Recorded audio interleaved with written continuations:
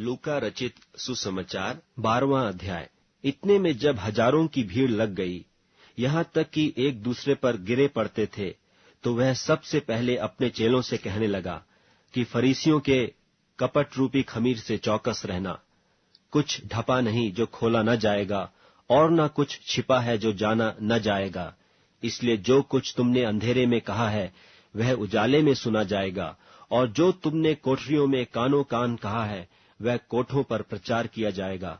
परंतु मैं तुमसे जो मेरे मित्र हो कहता हूं कि जो शरीर को घात करते हैं परंतु उसके पीछे और कुछ नहीं कर सकते, उनसे मत डरो। मैं तुम्हें चिताता हूं कि तुम्हें किससे डरना चाहिए। घात करने के बाद जिसको नरक में डालने का अधिकार है उसी से डरो, वरन मैं तुमसे कहता हूं उसी से डरो। क्या 2 पैसे की 5 गौरैयां नहीं बिकती? तो भी परमेश्वर उनमें से एक को भी नहीं भूलता। वरन तुम्हारे सिर के सब बाल भी गिने हुए हैं, सो डरो नहीं, तुम बहुत गौरैयों से बढ़कर हो। मैं तुमसे कहता हूं, जो कोई मनुष्यों के सामने मुझे मान लेगा, उससे मनुष्य का पुत्र भी परमेश्वर के स्वर्गदूतों के सामने मान लेगा। परंतु जो मनुष्यों के सामने मुझे इनकार करे, उसका परमेश्वर के स्वर्गदूतों के सामने इनकार किया जाएगा। जो कोई मनुष्य के पुत्र के विरोध में कोई बात कहे, उसका वह अपराध क्षमा किया जाएगा, परंतु जो पवित्र आत्मा की निंदा करे, उसका अपराध क्षमा न किया जाएगा। जब लोग तुम्हें सभाओं और हाकिमों और अधिकारियों के सामने ले जाएं, तो चिंता न करना कि हम किस रीति से या क्या उत्तर दें या क्या कहें, क्योंकि पवित्र आत्मा उसी घड़ी तुम्हें सिखा देगा कि क्या कहना चाहिए। फिर भीड़ में से एक ने उससे कहा, हे गुरु, मेरे भाई से कह कि पिता की संपत्ति मुझे बांट दे। उसने उससे कहा, हे मनुष्य, किसने मुझे तुम्हारा न्यायी या बांटने वाला नियुक्त किया है? और उसने उनसे कहा, चौकस रहो और हर प्रकार के लोभ से अपने आप को बचाए रखो, क्योंकि किसी का जीवन उसकी संपत्ति की बहुतायत से नहीं होता। उसने उनसे एक दृष्टांत कहा कि किसी धनवान की भूमि में बड़ी उपज हुई। तब वह अपने मन में विचार करने लगा कि मैं क्या करूं, क्योंकि मेरे यहाँ जगह नहीं जहां अपनी उपज इत्यादि रखूं। और उसने कहा, मैं यह करूंगा, मैं अपनी बखारियां तोड़कर उनसे बड़ी बनाऊंगा और वहां अपना सब अन्न और संपत्ति रखूंगा, और अपने प्राण से कहूंगा कि प्राण, तेरे पास बहुत वर्षों के लिए बहुत संपत्ति रखी है, चैन कर खा पी सुख से रह। परंतु परमेश्वर ने उससे कहा, हे मूर्ख, इसी रात को तेरा प्राण तुझसे ले लिया जाएगा। तब जो कुछ तूने इकट्ठा किया है वह किसका होगा? ऐसा ही वह मनुष्य भी है जो अपने लिए धन बटोरता है, परंतु परमेश्वर की दृष्टि में धनी नहीं। फिर उसने अपने चेलों से कहा, इसलिए मैं तुमसे कहता हूं, अपने प्राण की चिंता न करो कि हम क्या खाएंगे, न अपने शरीर की कि क्या पहनेंगे, क्योंकि भोजन से प्राण और वस्त्र से शरीर बढ़कर है। कौवों पर ध्यान दो, वे न बोते हैं न काटते, न उनके भंडार और न खत्ता होता है, तो भी परमेश्वर उन्हें पालता है। तुम्हारा मूल्य पक्षियों से कहीं अधिक है। तुम में से ऐसा कौन है जो चिंता करने से अपनी अवस्था में एक घड़ी भी बढ़ा सकता है? इसलिए यदि तुम सबसे छोटा काम भी नहीं कर सकते, तो और बातों के लिए क्यों चिंता करते हो? सोसनों के पेड़ों पर ध्यान करो कि वे कैसे बढ़ते हैं। वे न परिश्रम करते न काटते हैं, तो भी मैं तुमसे कहता हूं कि सुलेमान भी अपने सारे विभव में उनमें से किसी एक के समान वस्त्र पहने हुए न था।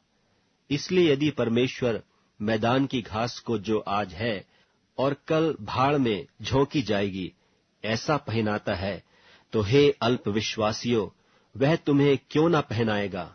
और तुम इस बात की खोज में न रहो कि क्या खाएंगे और क्या पिएंगे, और न संदेह करो, क्योंकि संसार की जातियां इन सब वस्तुओं की खोज में रहती हैं, और तुम्हारा पिता जानता है कि तुम्हें इन वस्तुओं की आवश्यकता है। परंतु उसके राज्य की खोज में रहो, तो ये वस्तुएं भी तुम्हें मिल जाएंगी। हे छोटे झुंड, मत डर, क्योंकि तुम्हारे पिता को यह भाया है कि तुम्हें राज्य दे। अपनी संपत्ति बेचकर दान कर दो, और अपने लिए ऐसे बटुए बनाओ जो पुराने नहीं होते, अर्थात स्वर्ग पर ऐसा धन इकट्ठा करो जो घटता नहीं और जिसके निकट चोर नहीं जाता और कीड़ा नहीं बिगाड़ता, क्योंकि जहां तुम्हारा धन है वहां तुम्हारा मन भी लगा रहेगा। तुम्हारी कमरें बंधी रहें और तुम्हारे दिए जलते रहें, और तुम उन मनुष्यों के समान बनो जो अपने स्वामी की बाट देख रहे हो कि वह ब्याह से कब लौटेगा, कि जब वह आकर द्वार खटखटाए तो तुरंत उसके लिए खोल दें। धन्य है वे दास जिन्हें स्वामी आकर जागते पाए। मैं तुमसे सच कहता हूं कि वह कमर बांधकर उन्हें भोजन करने को बैठाएगा और पास आकर उनकी सेवा करेगा। यदि वह रात के दूसरे पहर या तीसरे पहर में आकर उन्हें जागते पाए तो वे दास धन्य हैं। परंतु तुम यह जान लो कि यदि घर का स्वामी जानता कि चोर किस घड़ी आएगा तो जागता रहता और अपने घर में सेंध लगने न देता। तुम भी तैयार रहो, क्योंकि जिस घड़ी तुम सोचते भी नहीं उसी घड़ी मनुष्य का पुत्र आ जावेगा। तब पतरस ने कहा, हे प्रभु, क्या यह दृष्टांत तू हम ही से या सबसे कहता है? प्रभु ने कहा, वह विश्वास योग्य और बुद्धिमान भंडारी कौन है जिसका स्वामी उसे नौकर चाकरों पर सरदार ठहराए कि उन्हें समय पर सीधा दे। धन्य है वह दास जिसे उसका स्वामी आकर ऐसा ही करते पाए।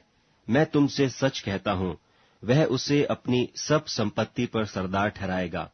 परंतु यदि वह दास सोचने लगे कि मेरा स्वामी आने में देर कर रहा है और दासों और दासियों को मारने पीटने और खाने पीने और पियक्कड़ होने लगे, तो उस दास का स्वामी ऐसे दिन कि वह उसकी बाट जोहता न रहे और ऐसी घड़ी जिसे वह जानता न हो आएगा और उसे भारी ताड़ना देकर उसका भाग अविश्वासियों के साथ ठहराएगा। और वह दास जो अपने स्वामी की इच्छा जानता था और तैयार न रहा और न उसकी इच्छा के अनुसार चला, बहुत मार खाएगा। परंतु जो नहीं जानकर मार खाने की योग्य काम करे वह थोड़ी मार खाएगा। इसलिए जिसे बहुत दिया गया है उससे बहुत मांगा जाएगा, और जिसे बहुत सौंपा गया है उससे बहुत मांगेंगे। मैं पृथ्वी पर आग लगाने आया हूं, और क्या चाहता हूं केवल यह कि अभी सुलग जाती। मुझे तो एक बपतिस्मा लेना है, और जब तक वह न हो ले तब तक मैं कैसी सकेती में रहूंगा। क्या तुम समझते हो कि मैं पृथ्वी पर मिलाप कराने आया हूं?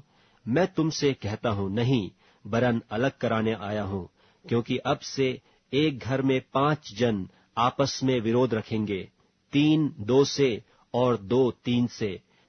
पिता पुत्र से और पुत्र पिता से विरोध रखेगा, माँ बेटी से और बेटी माँ से, सास बहू से और बहू सास से विरोध रखेगी।